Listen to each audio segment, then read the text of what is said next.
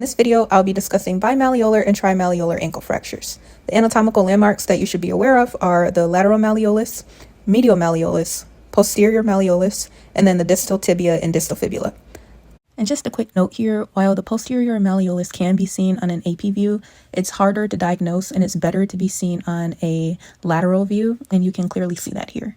A bimalleolar ankle fracture is a fracture involving both the lateral and medial malleoli or the distal ends of the tibia and fibula. So here's an example, and you can clearly see the fracture patterns in those landmarks. And then a trimalleolar ankle fracture is also known as a cotton fracture, and it's one involving the lateral malleolus, medial malleolus, and posterior malleolus. And the posterior malleolus is just the posterior part of the tibial plafond. Another fracture that can be associated with a medial malleolus fracture or deltoid ligament rupture is the Maisonneuve fracture, which involves the proximal fibula, but this will be discussed in depth in another video.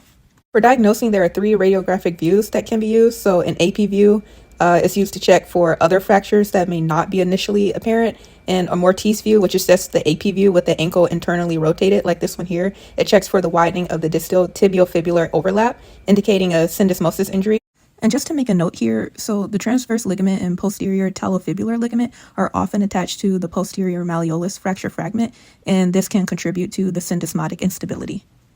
And finally, the lateral view, it looks for effusion and other fractures that may be present laterally. These fractures are normally caused by a fall from a standing position, and they're often seen in osteoporotic individuals.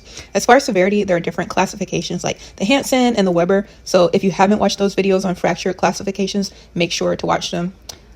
Treatment depends on the severity, so if it's displaced or unstable.